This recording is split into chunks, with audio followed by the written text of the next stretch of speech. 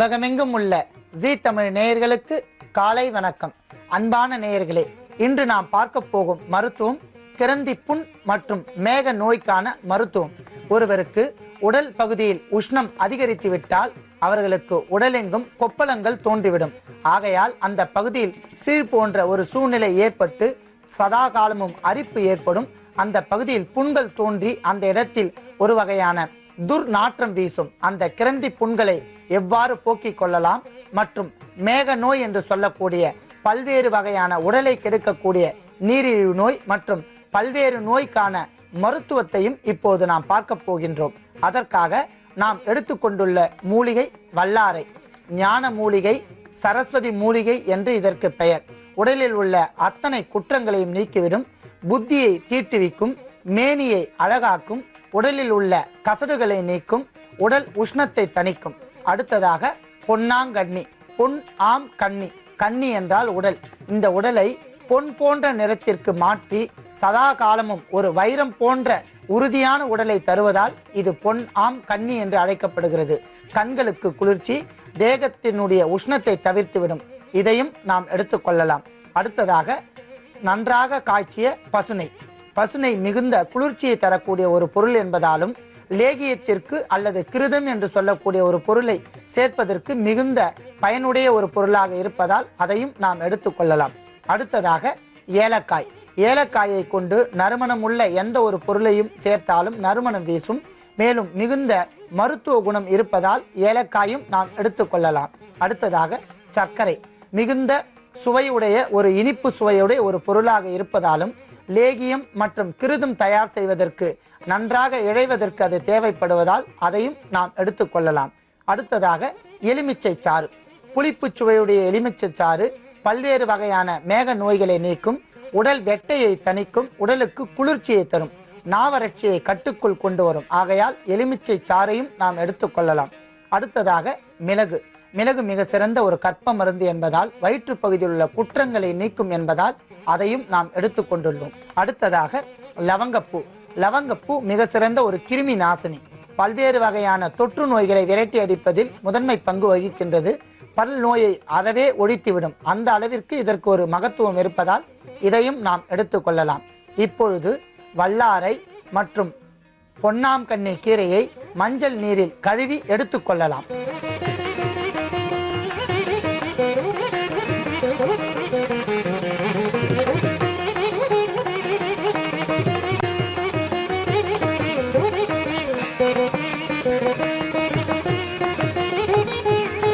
அடுத்ததாக பொன்னாங்கண்ணி கீரையை மஞ்சள் நீரில் நாம் சுத்தமாக கழுவி எடுத்துக்கொள்ள வேண்டும்.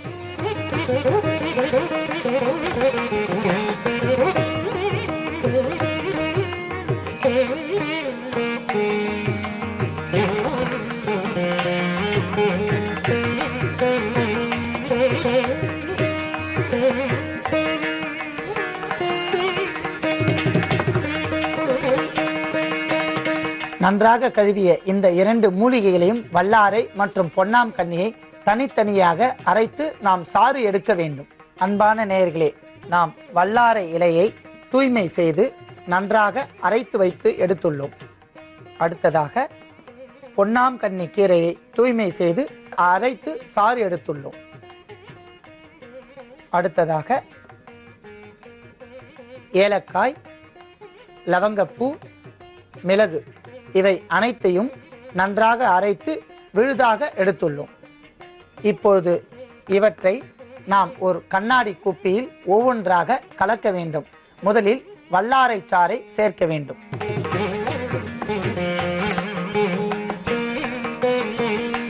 அதனுடன் ஏலக்காய், லவங்கப்பூ, மிளகு அரைத்த விழுதை சேர்க்க வேண்டும்.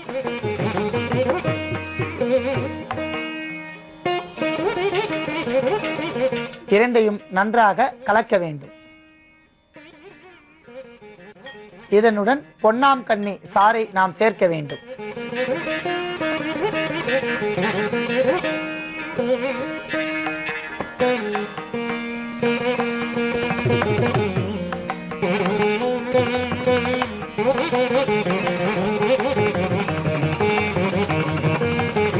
இதனுடன் பசுநெய்யை காய்ச்சி எடுத்த பசுநெய்யை சேர்க்க வேண்டும்.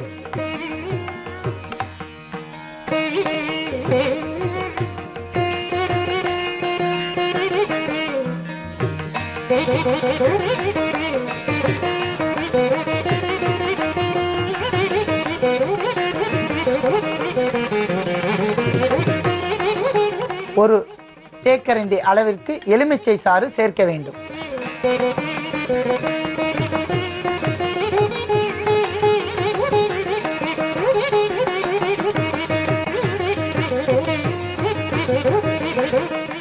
இவை அத்தனை கலவையும் ஒன்றாக நன்றாக கலக்க வேண்டும்.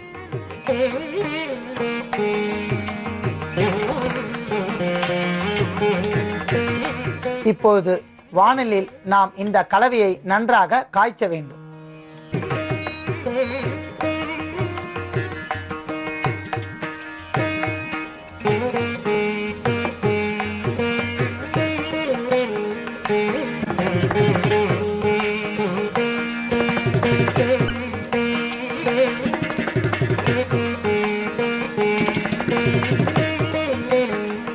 அற்புதமான இந்த கிருதத்தை பற்றி அகத்தியர் தனது வைத்திய சூத்திரம் 600 என்கிற நூலில் கேளப்பா வல்லாரை கிருதம் சொல்வேன் வல்லாரை இலையுடனே காணியின் சாறு சேர்த்து சீனியின் பலந்தாம் 2 மேலும் கோஷ்டம் ஏலக்காய் லவங்கப்பூ இவை அத்தனையும் சேர்த்து கொண்டு மண்டலந்தான் தாக்கிவிட்டால் கொல்லப்பா உடலிலெல்லாம் நோய்கள் எல்லாம் பறந்துவிடும் என்று கூறுகிறார். ஒரு மண்டலம் இந்த வல்லாரை கிருதத்தை தினந்தோறும் சாப்பிட்டு வந்தால் உடலில் உள்ள அத்தனை நோய்களும் நீங்கிவிடும். மேக நோய்கள் மற்றும் கிரந்தி புண்கள் அத்தனை நோய்களும் நீங்கி உடலுக்கு மிகுந்த குளிர்ச்சியை தரக்கூடிய அற்புதமான ஒரு கிருதம் ஆகும்.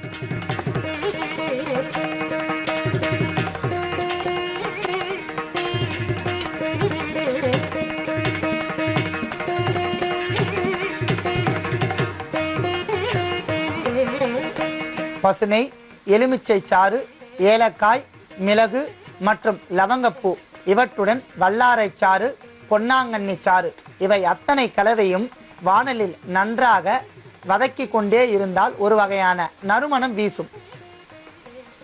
அந்த நறுமணத்தை கண்டு கொண்டு சர்க்கரையை நாம் சிறிது சிறிதாக சேர்த்து அதை கிருத பதத்திற்கு வதக்க வேண்டும்.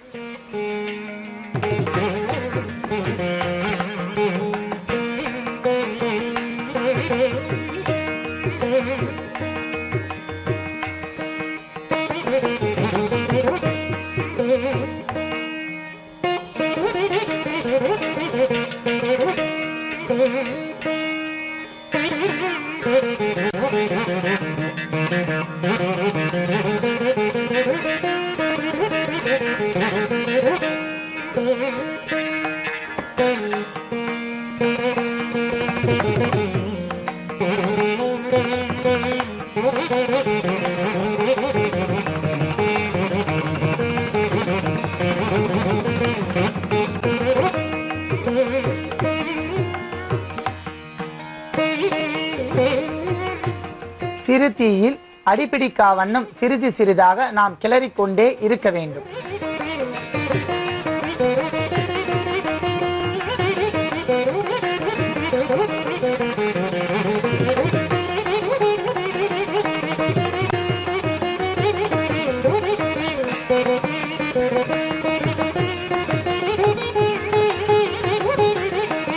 அற்புதமான இந்த கிருதம் இப்போது ஒரு லேகிய பதத்திற்கு வந்துள்ளது. இந்த கிருதத்தை நாம் பத்திரப்படுத்தி வைத்துக் கொள்ளலாம். ஏனென்றால் பசுனை சேர்ந்தபடியால் இந்த கிருதம் எத்தனை ஆண்டுகள் ஆனாலும் கெடாமல் இருக்கும். இப்பொழுது அந்த கிருதம் நன்றாக ஒரு லேகிய பதத்தில் வந்துவிட்டபடியால் நாம் எடுத்துக்கொள்ளலாம்.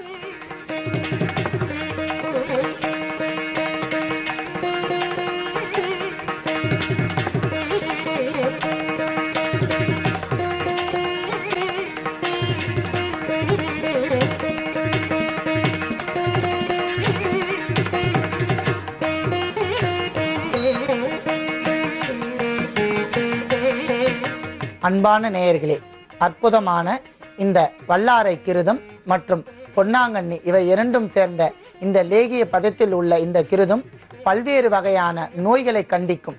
இந்த ரகசியத்தை யாரிடமும் கூறாதே என்று கூறுகிறார் அகத்தியர் பெருமான். அந்த அளவிற்கு பல்வேறு வகையான நோய்களை தீர்க்கக்கூடிய அற்புதமான ஒரு கிருதம் இது. அகத்தியர் தன்னுடைய வாத சூத்திரம் 600 என்கிற நூலில் பல்வேறு வகையான தலைப்புகளில் இந்த கிருதத்தை பற்றி கூறுகிறார். இந்த கிருதத்தை ஒரு மண்டலம் தினந்தோறும் ஒரு பெரிய நெல்லிக்கனி அளவிற்கு உண்டு வந்தோமானால் அவர்கள் உடம்பில் உள்ள அத்தனை வகையான நோய்களும் பறந்தோடிவிடும், உடலுக்கு குளிர்ச்சி ஏற்படும், தேகமெல்லாம் பூரித்து நிற்கும். அந்த அளவிற்கு அற்புதமான இந்த வல்லார கிருதத்தை தாங்களும் பயன்படுத்தி பிறருக்கும் கூறும்படி கேட்டுக்கொண்டு நோயின்றி வாழ வேண்டுகிறேன். நன்றி, வணக்கம். நாம் இடைவெளிக்கு முன்பாக வல்லாரை கிருதத்தை எவ்வாறு செய்யலாம், செய்து அதற்குண்டான எந்தெந்த வகையான நோய்களுக்கு அதை மருந்தாக எடுத்துக்கொள்ளலாம் என்பதை பார்த்தோம். இப்போது வல்லாரை பொன்னாங்கண்ணி இலைச்சாற்றை நாம் இவ்வாறு அரைத்து எடுத்து வைத்துள்ளோம். 2 இலைகளினுடைய சாறு சுமார் 20 மில்லி அளவிற்கு அரைத்து எடுத்துள்ளோம். அடுத்ததாக தேன், தேவையான அளவிற்கு தேனையும் நாம் எடுத்துள்ளோம்.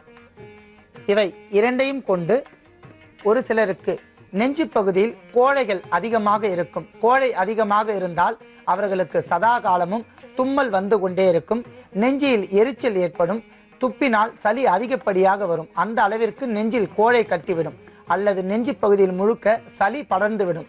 அவர்களால் சுவாசித்தலுக்கு மிகவும் சிரமம் ஏற்படும். அந்த நெஞ்சு கோழையை அகற்ற மிக எளிமையான மருத்துவத்தை இப்போது நாம் பார்க்க போகின்றோம். வல்லாரை மற்றும் பொன்னாங்கண்ணி இலைச்சாற்றை 20 மில்லி அளவிற்கு எடுத்துக்கொண்டு அதனுடன் ஒரு தேக்கரண்டி அளவிற்கு தேன் சேர்த்து கலக்க வேண்டும்.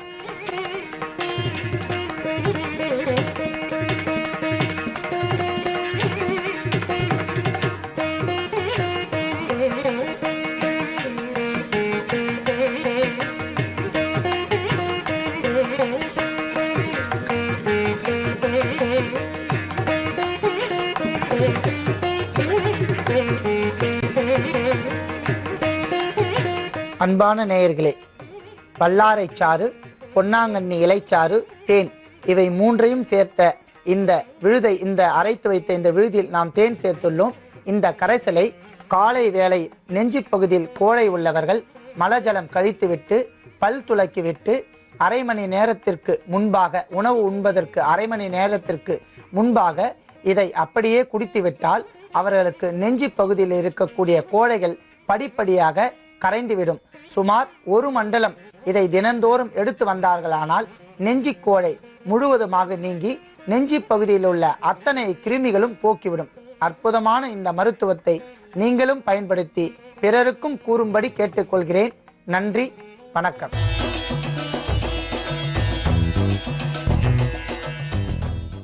ஜீ தமிழ் நேயர்களுக்கு காலை வணக்கம். இந்த 2 நாட்களாக யோகத்தினுடைய தன்மையை விளக்கி கூறினேன்.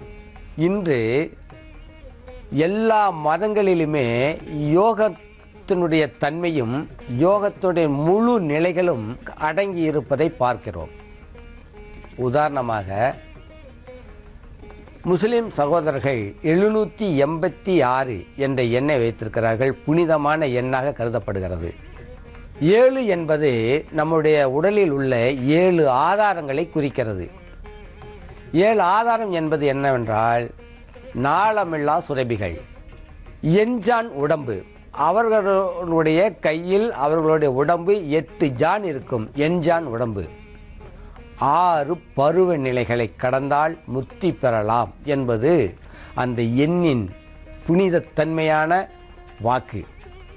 இதையே விஞ்ஞான ரீதியாக நம்ம பார்த்தால் மூல ஆதாரம் என்பது ஆண்களுக்கு கோனாடு சுரப்பியும் பெண்களுக்கு ஓவரிஸும்.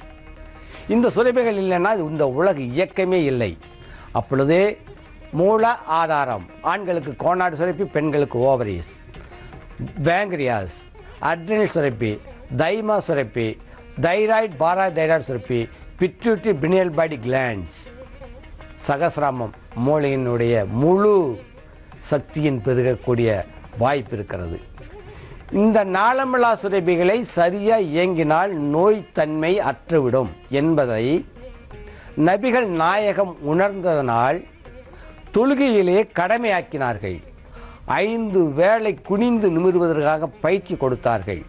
வஜ்ராசனம், காலை மண்டியிட்டு தலையை நிமிர்ந்து உட்காரும் பொழுது வஜ்ராசனம், தலையை கீழே வைக்கும் பொழுது மகாமுத்திரை, நின்று கொண்டு குனிந்து நின்ற நிலையில் இருக்கும் பொழுது பாதகஸ்தாசனம். இந்த மாதிரி பயிற்சிகளை ஒரு நாளைக்கு 5 வேளை குனிந்து நிமிர வேண்டும் கடமையாக்கினார்கள் தொழுமையிலே.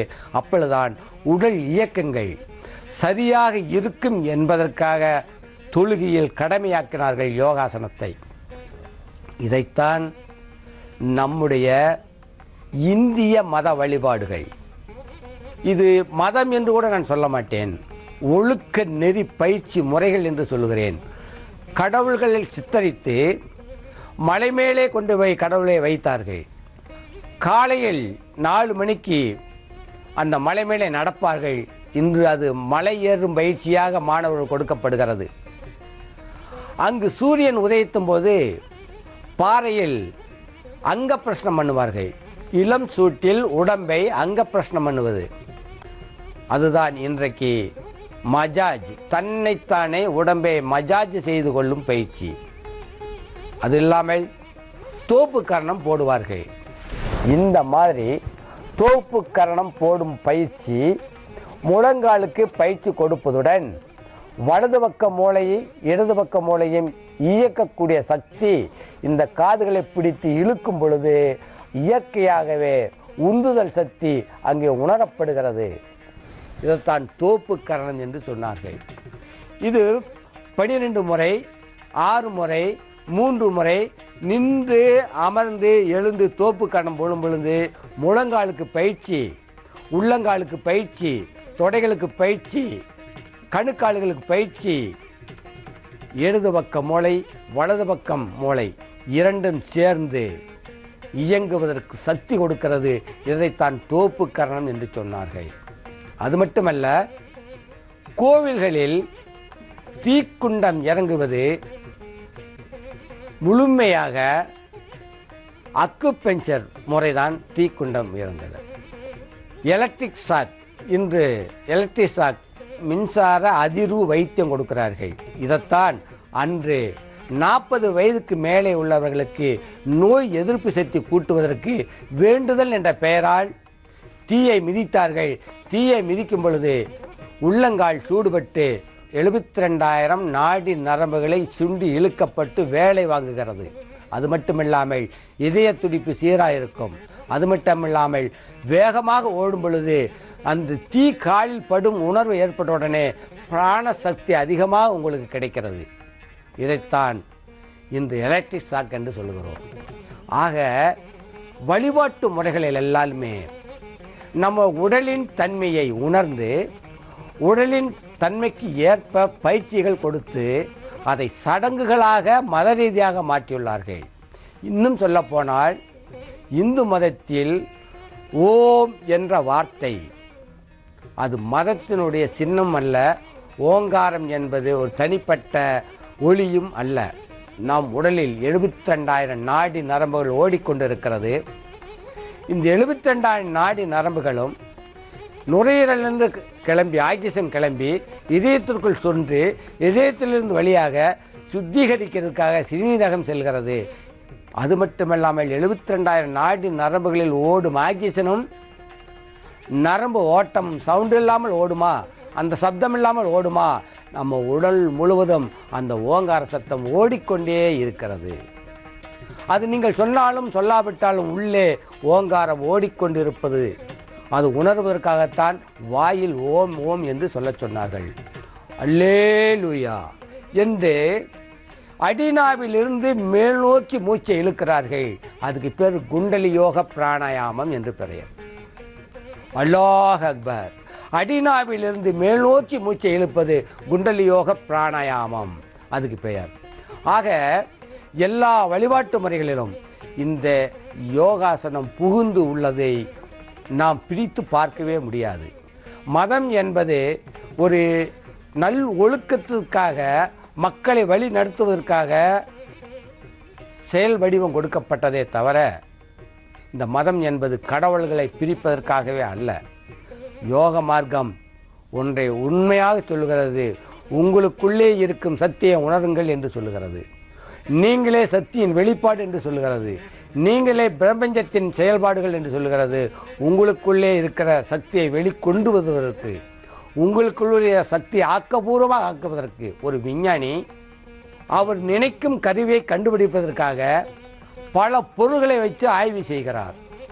ஒரே குறிக்கோளோடு ஒரே செயல்பாடோடு அதை ஆழ்ந்து சிந்தித்து அவர் கண்டுபிடித்து விடுகிறார். செல்போனை கண்டுபிடித்திருக்கிறார், டிவிகளை கண்டுபிடித்திருக்கிறார், சேட்டலைட்டை கண்டுபிடித்திருக்கிறார், ராக்கெட்டுகளை கண்டுபிடித்திருக்கிறோம். இதெல்லாம் யார் கண்டுபிடித்தது? நம் மூளை தானே. இந்த மூளைக்குள்ளே தானே இவ்வளவு இருக்கிறது. இந்த மூளையின் தன்மை தானே. அப்போ மூளையை பலப்படுத்துவதற்கு, இந்த மூளைக்குள்ளேயே இருக்கும் செயல்களை செய்வதற்கு யோக மார்க்கம் உங்களுக்கு நிலைத்திருக்கிறது. யோகத்திற்கும் விஞ்ஞானத்திற்கும் என்ன சம்பந்தம் என்று கேட்டால், நமது மூளை தான் இத்தனைக்கும் காரணம். நம்முடைய மூளையின் செயல்பாடுகள் தான், நம்முடைய மூளையின் செயல்திறன்கள் தான் இந்த உலக இயக்கத்திற்கே காரணம். அதனுடைய செயல்பாடுகள் தான் இந்த வெளிப்பாடு, இந்த விஞ்ஞானம். ஆகவே யோக மார்க்கம் நிலைத்திருப்பதற்கு விஞ்ஞானம் இரண்டும் சேர்ந்து செயல்பட வேண்டும். மெஞ்ஞானமும் விஞ்ஞானமும் பிரித்து பார்க்க வேண்டாம். எல்லா மத வழிபாடுகளிலும் யோக மார்க்கம் நிலைத்திருப்பதை நினைவு கூறுகிறேன். நன்றி, வணக்கம்.